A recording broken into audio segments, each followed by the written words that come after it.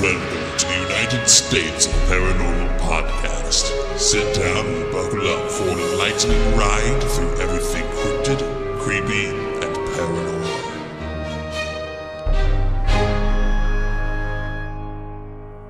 Hello, weirdlings. Welcome back for another week of the weird and unexplained here at the United States of Paranormal. So this week, I'm back on my bullshit.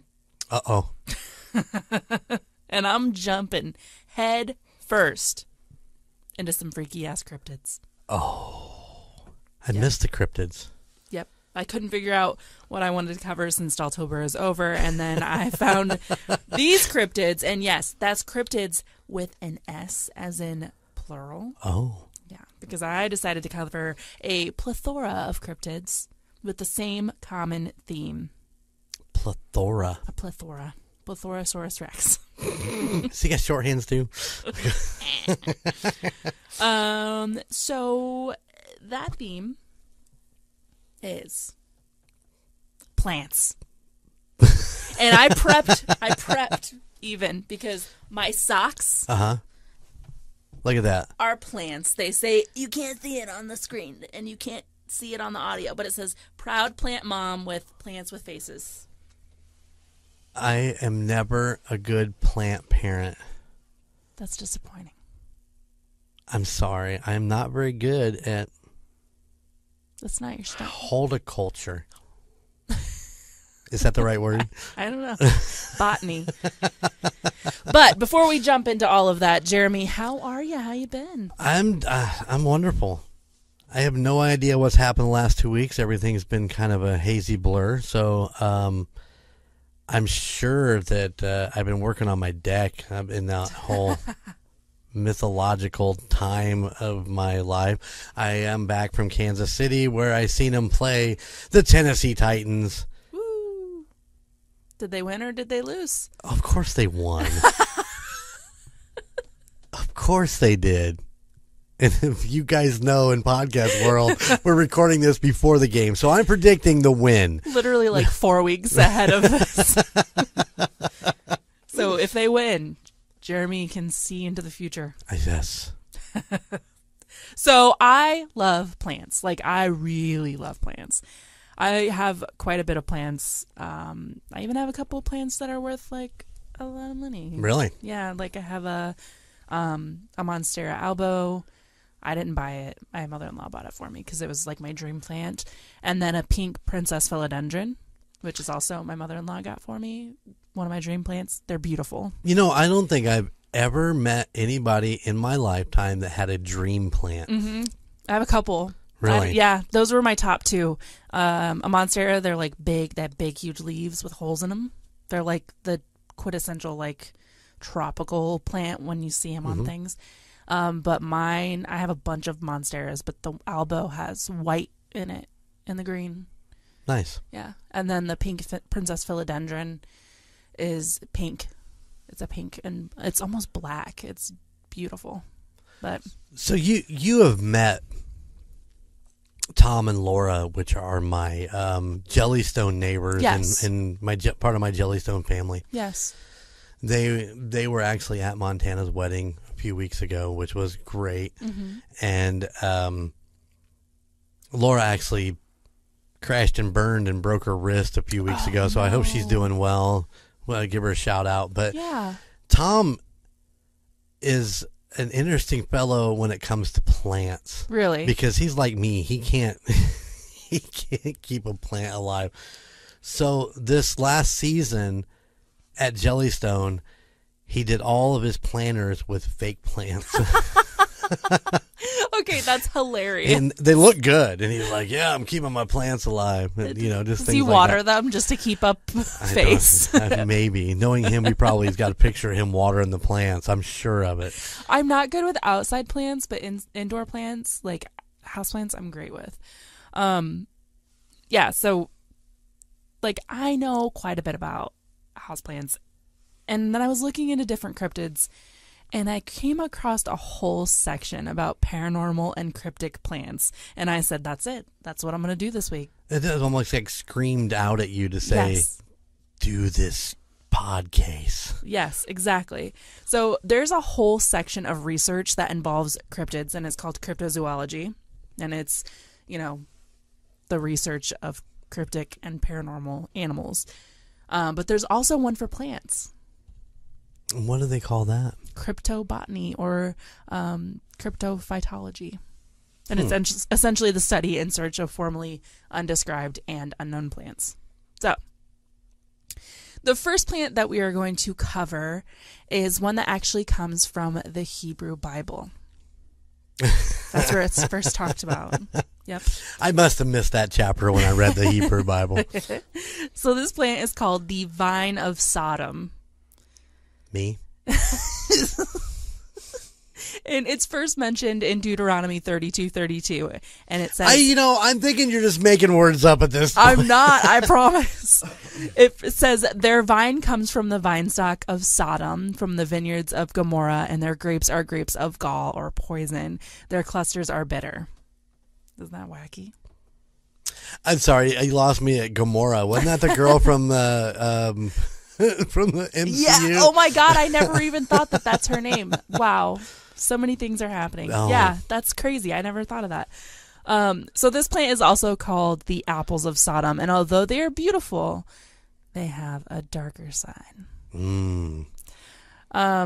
So Josephus, who was a Jewish Roman historian, described the plant, and he stated that it grew near Sodom and that the fruit, quote, has a beautiful color and is colored as if it should be eaten. So basically, this fruit looks like it should be something that you can eat, right? It's the temptation. That's exactly what it is. The fruit tempts you with its color. But if you, quote, if you pluck them with your hands, they dissolve into smoke and ashes. The fruit was said to explode when it was touched. Yeah. So this vine was obviously feared. Right. Well, yeah. I mean, what years are we talking about? People. Long time ago. Yeah.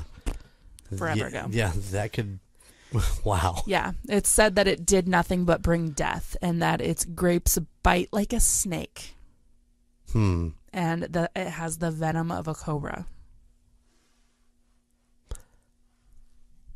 What? Well, I don't want to jump too far ahead in your story. Did anybody ever try to eat one of these, or? Well, in reality, although this plant seems like it's plucked straight from a fairy tale, it is a real plant. Right. It's just dramatized a little bit. The Vine of Sodom is actually suspected to be the plant osier, and the osier grows from Jordan to southern Egypt, and its fruit is known to be very beautiful, especially amongst the dry desert, but when tasted, it's deceptive and bitter and extremely poisonous.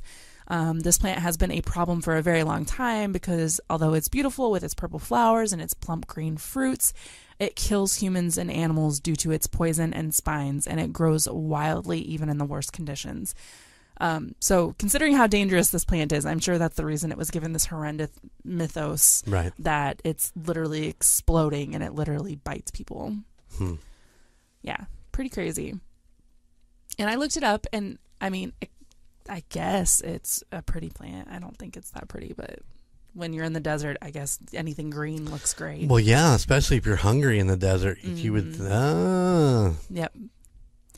But there's a lot of fan art of it, and they literally make it look like it's it reminds me of Little Shop of Horrors. Yeah. What's it? Wow. All I can think of is "Feed Me, Seymour." Feed me, Seymour. I don't know what the plant's name was. Something too. It's his wife's name too. Why am I having a brain fart with this? I don't know. I'm so angry. There's somebody shouting at us right now. You know who that is. Chantel. Yeah. God bless her. She's wonderful. She is. So the next plant that we are going to learn about is the Cactus Cat. Okay. For the love of God, eat a snack. His stomach is making the most ungodly noises. It's terrible. So the Cactus Cat was first reported by cowboys and pioneers in the 19th century as they made their way through the deserts of the American Southwest, which the American Southwest, we need to just do like a whole month where we cover crazy ass cryptids and stuff, because the Southwest is wild and full of them. So it's like the Wild Wild West. Yes, Wild Wild West. Let's just talk about Will Smith. We can do that too. The smack heard around the world. You keep my woman's mind out of your mouth. So they were most prominently in California, New Mexico, Nevada, and on the occasion, Colorado. And the travelers stated that they would watch as this bobcat-sized cat that only came out at night, and it was small, but it looked like a cactus. Okay? Which sounds so cute, right? Just this little cat that looks like a cactus. They were green, and it had fur that was more like the spines of a cactus than actual fur. And its tail was branch-like and barbed. Jeremy's face right now is he's trying to envision. All I can think of, you sure it wasn't a porcupine? Well, keep that in mind. The bones of the cactus cat were sharp and spiky, and it pushed through the skin of the cat's front legs. That's just how they described it. I don't know. I tried to envision that part, and I was like, I guess I don't know what that means. But when it would come out at night, it would take its front claws and rip open the cacti in the desert, and then it would drink the fermented sap that bled from the plant. So this would cause the cactus cat to become drunk, basically. I sound like I'm just spinning a You line are of bullshit. just making it up as you go. I get it. I understand. So it would stumble around the desert because it's apparently drunk. Yeah. But it never really attacked anyone.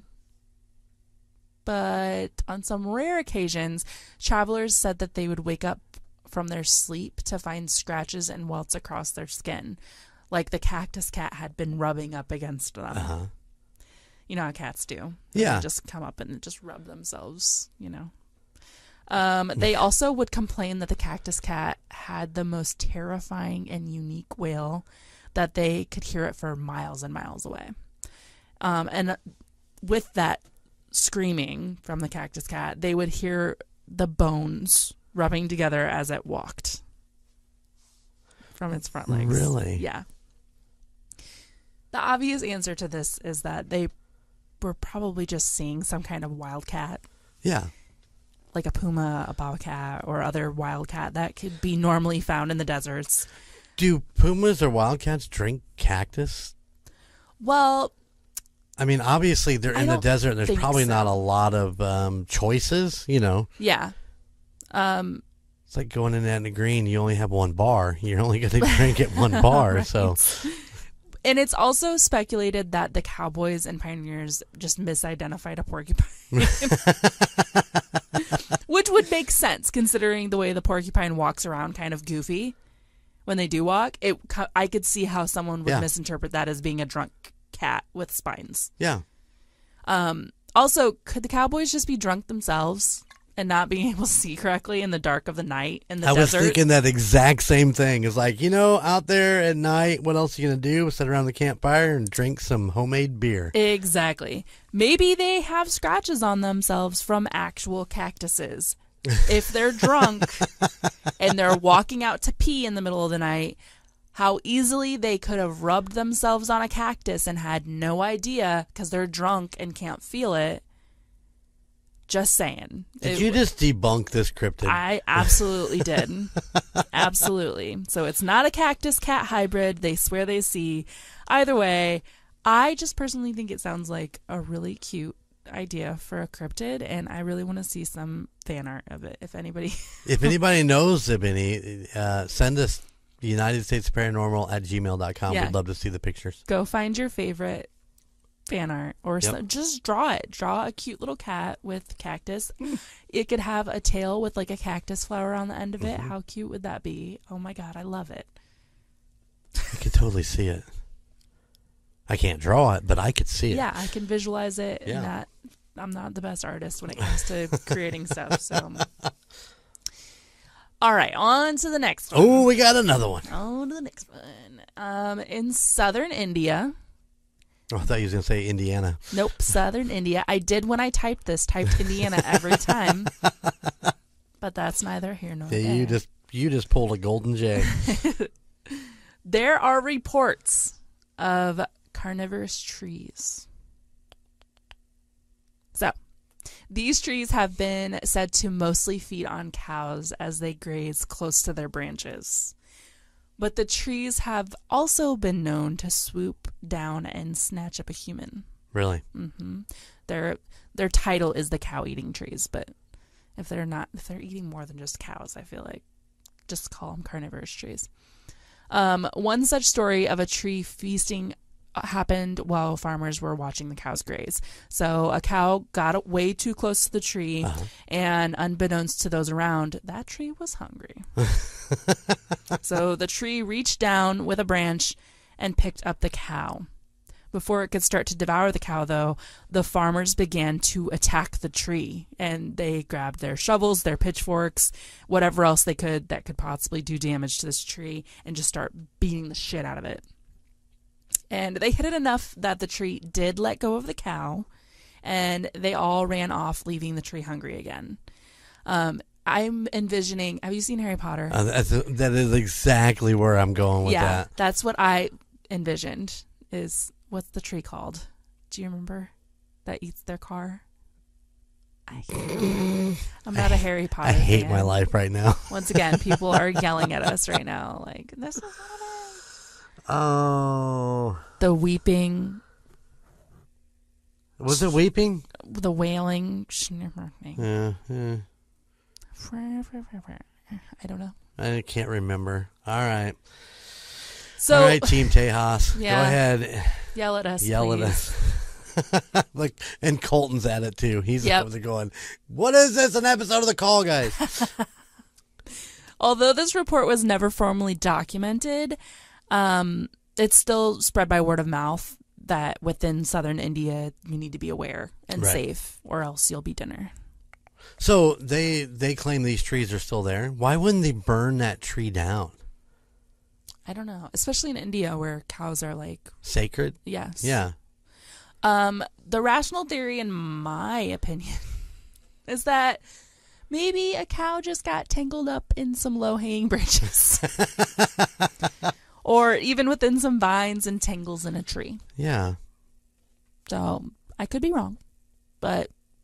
Or you could be right. Carnivorous plants are absolutely a thing. There's the pitcher plant, there's the Venus flytrap, there's like all kinds of different carnivorous plants, but a tree big enough to swipe up a cow, probably not so much. That's a pretty big tree with a pretty big branch. Mm-hmm. Probably got a really big trunk. Pretty big imagination. A lot of wood. So, on to the next one. Oh, we're done talking about the tree? Done talking about the tree. Okay. Have you ever... I'm sure this is really common. Jeremy said, no, Nope. I've never. Nope, never. And you can't prove it that I have done it. I'm sure this is super duper common at the campground. But have you ever saw a face on a tree? Like, actually a face on the bark of a tree. Like the fun yard decor where they just put the eyes and the nose and the mouth on the tree. I might have one on my lot. Exactly. I knew it. Yeah, we actually have the eyes, the nose, and the little mustache mouth that we tack up on the tree every spring, and then he stares at us the entire time until the tree pops an eye off. It's pretty interesting. You're like, how'd that happen? The tree is growing at a mass rate, and it keeps popping its eye off. What? Well, the thing is with those bases that you have to put a screw in the tree, and then it hangs on that screw like a picture. Oh, okay. So the tree actually just grows, and then it just, it pops the eye off with the screw. Mm-hmm. It's pretty crazy. We also have rope lights that go around the tree and like 2 times a season we have to go back out and readjust them because the tree has grown and popped the rope lights apart. That's crazy. The tree is growing at an alarming rate. What have you done to it? Well, urinate on it. Well, I mean, come on, think about that a minute. You got to get it fertilized somehow. It grows like you wouldn't believe. Oh my God. I feel bad for that tree because that snow, that surprise snow we had. Yeah. It was really wet and really heavy. It looked like a war zone out of the campground because all the limbs and stuff broke off. My lot was completely destroyed. It was pretty bad. Luckily, the only thing we that got broken was one of those little wicker couches that we had as deck furniture that was down on the ground. Oh. Yeah, it took out one of the arms. Oh no. So, but other than that, I'm not complaining because that was all I got broken. Yeah. And not the camper, not the shed, not any of that stuff. But well, good. So yeah, yes, I do put faces on my tree at the campground. So in the mountains of Thailand, there's actually reports of trees that look like that are just walking. They're like real live trees. You just said walking around. Well, yes. They're walking around, these trees. Like the Lord of the Rings style. Oh. What's his name? Don't start with me. I have no idea. Thornsbeard? No, I have no idea. I don't know. Skylar's going to kick our ass. I know. He's so pissed at us right now. I wish I could remember what its name is. The walking tree in Lord of the Rings. It's something beard. Can you please eat a bite? I'm going to go eat a sandwich after this episode, I promise. So that's not the only weird trees in Thailand, though. In the lush forests that grow at the base of the Himalayan mountains in Thailand, so at the base of the mountains and in the mountains, there's all kinds of things, plant things. There's a tree that's reported from Buddhist monks, and it's said to grow, and it's called the Nari Fan. And it's a tree that grows large, beautiful fruit that are in the shape of woman-like creatures. Okay? Yeah, I'm digging these trees. This tree only grows here within the Haimafan forest that's at the base of the mountain. And these fruit women grow down off of the branches from their heads. So, like, at the top of their head is where the branch, it connects to the branch. And when they get ripe, they are cut down by the Gandharaves, which are a celestial being that frequents Thailand, allegedly. And they eat them. They're the only ones that can eat them. The only ones. Anybody else touches them? I don't know what the consequences are. It didn't say. So this tree is said to have been created by Vajrayana, and his wife was the Buddhist god Indra. It was created for Vajrayana, who was the wife of the Buddhist god Indra. Okay. So when his wife would go into the forest to collect fruit for herself and her husband, and they had a couple kids, men that were they were like yogis and hermits and were supposed to be out in the woods, like meditating. They would harass and scare her when she would go to collect fruit. So to combat the men's insatiable lust, because she was absolutely beautiful, Indra created this tree. Trees. He created 12 of them that would produce fruit that looked just like his beautiful wife. So whenever she would go out to gather, instead of attacking Vajrayana, they would kidnap the fruit women. Okay? Yep. So they would take these fruit women home, have sex with them, and since they would have sex with them, they would fall asleep for 4 months, and they would lose any of their powers or tranquility that they got while they were out meditating in the woods. Right. It was kind of like punishment. Sounds like punishment. Right. In Thai folklore, once Vajrayana died, the trees started to bear the fruit daily instead of just when she would go out, because that's when they would bear fruit, was when she would go out into the woods to collect the meals. Yeah, because they were her protectors. Exactly.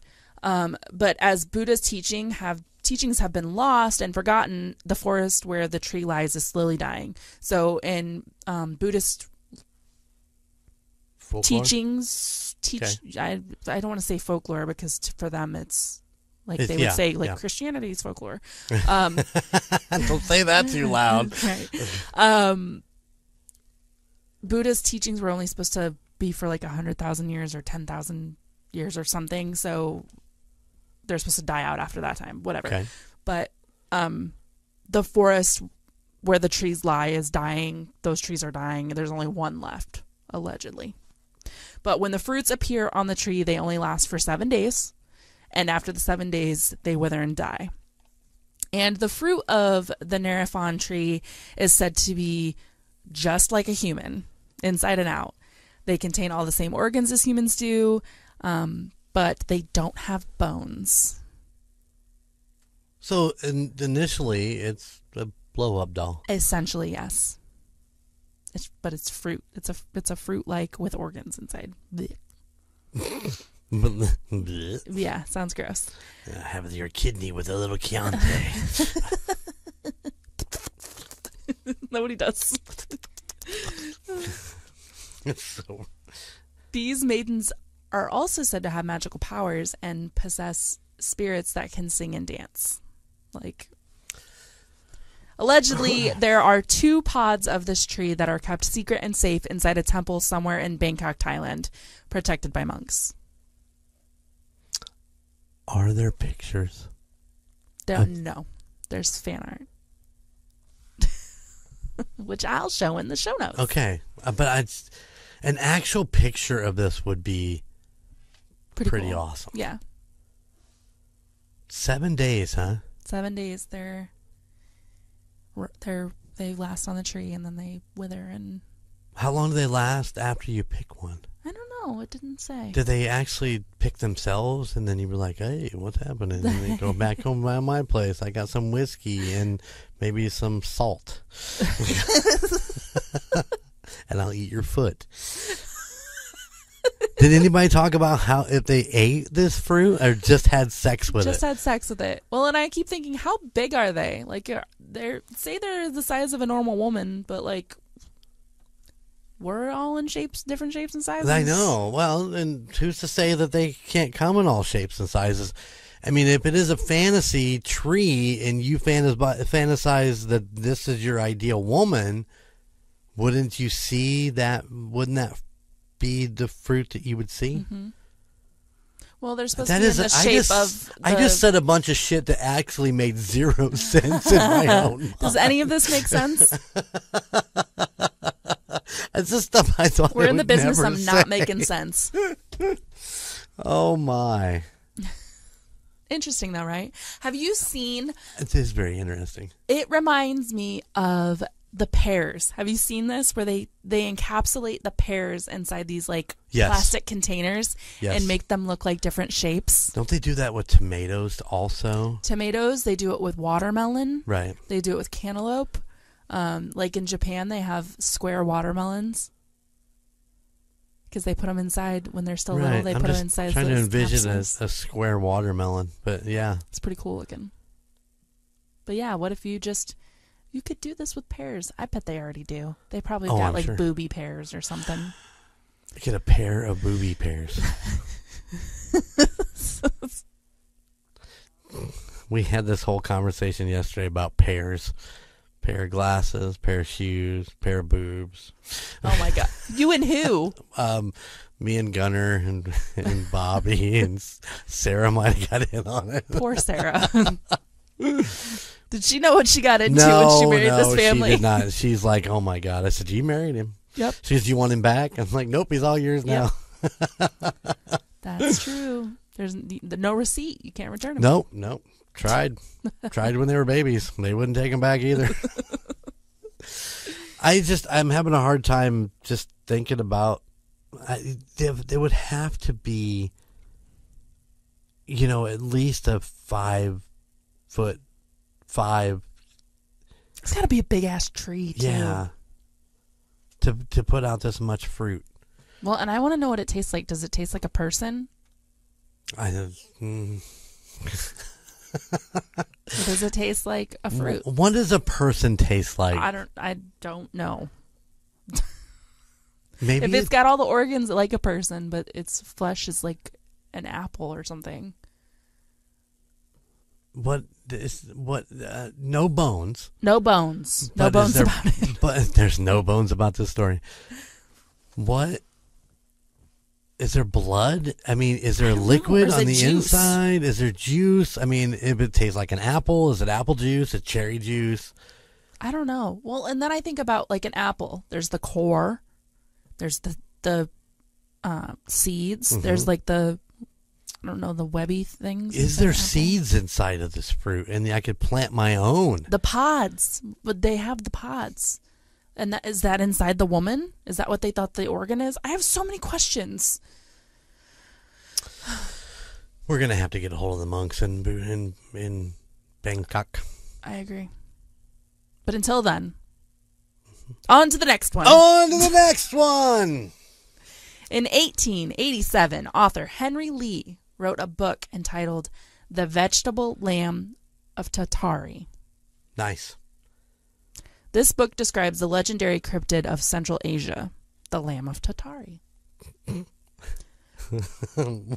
This cryptid goes by many names. The vegetable lamb of Tartary, the Scythian lamb, the Baromets. It's got a bunch of weird fucking names. The Baromets, they spell it like 12 different ways. It's just... Okay. I didn't include all of them. It doesn't matter. So the lamb is said to be both animal and plant. Okay? Mm-hmm. It produces sheep growing off of it in a similar way to how a tree grows a fruit. Okay. But instead of a stem, it has an umbilical cord. Oh, so almost like a pumpkin. Yes. Yes. Yeah. Some tellers of the tale state that instead of it being like a fruit tree, it's more like a melon, growing from seeds and being attached to the ground. But either way, if the sheep was separated from the vegetable lamb of Tartary, the sheep would wither and die. So, okay, basically like, yeah, a pumpkin or a gourd or something, a melon. The vegetable lamb was believed to have blood and bones, just like a regular lamb, but the flesh was not like the flesh of a sheep. It was more like a vegetable than meat or flesh. Okay? Yep. So on the cryptid wiki, the vegetable lamb is described like this. It was connected to the earth by a stem, similar to an umbilical cord, that propped the lamb up above the ground. The stem would flex downward, allowing the lamb to feed on the grass and the plants surrounding it. But once the plants within reach were eaten, the lamb died. Then, after expiring, the lamb became edible, and its blood supposedly tasted sweet like honey. Its wool was said to be used by the native people of its homeland to make head coverings and other articles of clothing. The only carnivorous animals attracted to the lamb plant, other than humans, were wolves. Jeremy's face. That is a lot of things to take in that little paragraph that you just... Yeah, it's kind of freaky. I'll show you a picture so you get more of... They actually have pictures of them? There is a picture of what is allegedly one. Nice. Yeah. A similar creature is told about in Jewish folklore. It's called Yedua. This creature was said to be connected to the earth by a stem or an umbilical cord, and the only way to kill it would be to sever that stem. Then its bones could be used for like religious ceremonies. A few explanations of what the vegetable lamb is that it's actually Cybotium baromets, which is a type of plant, and that's a real plant. The rhizome of the plant is almost furry. And when the leaves have fallen off the plant and the plant is upside down, it easily resembles a brown lamb, like a dirty lamb. And I'll share photos of that when we do the social media posts. But another explanation, this one's funny, is that it's actually just cotton. Oh, yeah. Yeah, imagine that. Yeah. Only wool was known about at that time, which comes from a sheep, obviously, and cotton is a plant. So maybe when they saw cotton for the first time, they believed it was just the wool, and the plant was actually like a sheep plant. Well, you said you've seen a picture, right? You've seen that picture? Yes. Allegedly. What do you think? Does it look like a cotton plant? It looks like a baby sheep that's dead. A dead baby sheep? Yes. Okay. Yep. You know how they have the what is that? I can't remember what the Fiji mermaid, I think is what it was, where they just took a monkey and sewed it onto the bottom half of a fish. Oh. And said it was a mermaid. Okay. You know what I'm talking about? No, I missed that apparently. I'll show that to you. That's what this reminds me of, is that they did. Oh, okay. Or like the dingbat, where it's just that cryptid where it's just an owl and they put different, or like the jackalope where they just combine all these. Yeah, yep. I think this actual like thing. a cockamouse, half cockroach, half mouse. Ew, gross. I've never seen that. I don't want to. So yeah, I think it was just. I think a lot of this is. I'm going to say something controversial here. Uh-oh. Not here on tusop. Not here on tusop. I know that's hard to believe, but I obviously love cryptids. I'm a big fan, right? Yeah, that's not controversial. But this next part is, I think things that have been around for thousands of years, people have said,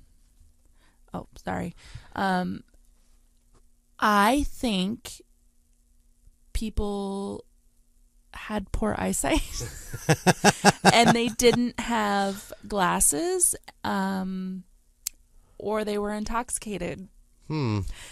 And they saw things. They did see them. That's their truth with it. Right. But it's not reality. The imagination got the best of them. Their imaginations were running wild. Because if you're drunk and you don't have glasses, you already see things blurry. Of course, something that is just a rhizome of a plant would look like a sheep. Yeah. So that's well, I mean, my take on it. Listen, these ghost hunters and all this stuff, they spend a lot of time trying to debunk what these different items are that they hear or see, or noises and stuff like that. So it's only logical to kind of look and think, well, really, could it have been this, or this, and whether they're drunk or whether their eyesight was bad, whether it was at night, once again, like it was just a porcupine. It wasn't a cactus cat. It was a porcupine that was walking across, and your drunk ass fell into the actual cactus that was laying there. Well, and I definitely think there's weird stuff out there in the world that we'll never be able to explain. Bigfoot? Yeah, Bigfoot. Can't explain it. My boss and I were actually having that conversation. He's like, "Why does every picture of Bigfoot, why is it always blurry when we've got all these cameras?" And I said, "Well, first of all, my first instinct, if I saw something weird, would not be to grab my phone. That would not be my first instinct." What would your first instinct be? I would freeze. I would freeze until it was gone, and then my brain would be like, "Oh, okay. Shit, I should have got a picture of that." But I also said to him, I saw this meme that said, maybe Bigfoot is actually just blurry and everybody's pictures are crystal clear. And I'm like, you know what? Maybe. It's a possibility. I mean, that is something. It's a defense mechanism. He's shaking so fast, he just looks blurry. I still say he has access to the portals to other universes, and that's why you can't actually get a good picture of him, because he's popping out of a portal like... Yep. He could be very intelligent. He is the world's best hide and seeker. So yeah, I just thought that we haven't done plants before. No. Any kind of plants or anything. And this is what, episode 34? 34. We have cow-eating trees and cactus cats and fruit ladies. Drunk cactus cats. Drunk cactus cats, yes. And fruit ladies. I mean, what more could you ask for? That's it. Logan, I think we should do a cactus cat shirt. Fan art. There you go. Or Fart. A fart? Fan. Yeah. A cactus we cat. need shirt. a cactus cat. Yeah, to go along with all their other. Yeah. We got Skunk Ape and Casper and Haskins. Yeah. And I can't remember what it's called. The giant alligator. Starts with a P. Yeah. Popochijo. From the Palong. Yeah, I think we should do a cactus cat now. Yeah. I think it'd be cute. I think it'd be great. I'd buy one. You should buy one too. Yeah. Audience. So yeah, those are some of the most interesting plant cryptids I found. There are so many more. So many. But there's not a lot of information about them. Right. I might try to dig up some stuff. So I might follow up on this topic later on in the season. But I'm just curious if anyone else has ever heard of cryptic plants or cryptobotany, because I think it gets shafted a lot by what I was researching. People were like, never heard of it. Right. Never heard of any of these. I mean, I think the stories are just as neat as other cryptids, so if not more than the cryptozoological critters. But yeah. Very nice. Thanks. Nicely done. I'm always, like I said, back on my bullshit doing the cryptids. You love your cryptids, and there's do. nothing wrong with that. I think they're interesting. It's like, I think it's because I'm a big fan of Pokemon. Is that what it is? And that's kind of like what this is. Pokemon. They evolve. Catch 'em all. So if you enjoyed this episode or any of the past episodes, don't forget to rate and review on Apple Podcasts or Spotify. This is the best and easiest way to help support tusop. It's true. Which episode was your favorite? Let us know. What do you like about the podcast? Widow's Weep. Widow's Weep, that was your favorite? I'm just naming off my... Oh. The Rolf House. Which stories do you like to hear the most? Do you like hearing about haunted houses, aliens, cryptids, other kinds of tales? Let us know. You can do that, like I said, by leaving a review on Apple Podcasts. You can email us. You can tell us on social media. Yes. Also, like I said in Jeremy's episode 2 weeks ago, I've been tossing around the idea of setting up a voicemail where you can call in and tell us your opinions. You can tell us tales of the unexplained. Did you see something on a night drive? Did you wake up in the middle of the night and there's aliens at the foot of your bed? Do you have pictures? Do you have pictures? Do you have dash cam video? Yep. Or you can send in a video, just like Jeremy said. Send it to our email. Put it in a drive. Send us the link. We want to know. Yep. Always learning. Always curious. Yes, very much so. We love when people get a hold of us with their pictures or their stories. Yep, absolutely. So, feel free to contact us on our social media pages. We're on all popular platforms, Facebook, Instagram, Twitter. I think that's it. We have our own website.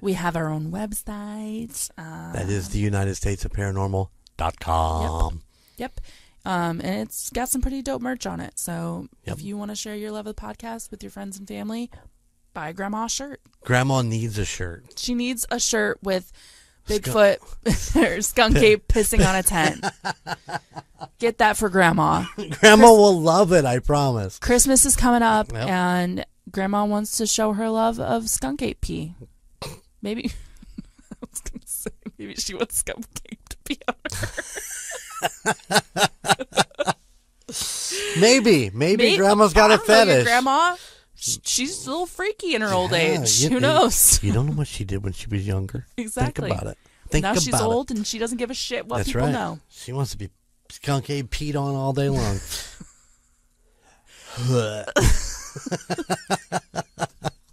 Anyway, if you're a fan of tusop, you might also be interested in one of the other podcasts from the Golden Mojo family of podcasts.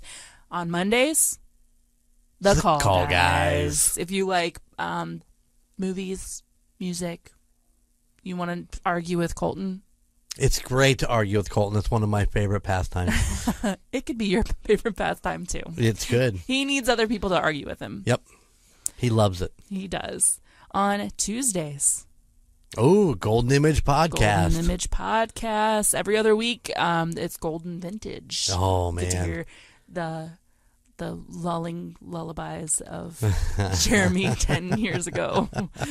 Yeah, I don't want to talk like this. Listen, the last couple that I put out have been amazing interviews. If you get a chance, go check out the Marty Bixler or the Lisa Armstrong one. Marty and myself spend the entire 2 hours just dissing on Scotty T and his addiction to midget porn. So it's just, I've never seen Gunner laugh out loud like he did for 2 hours solid. That's he funny. Just chuckled.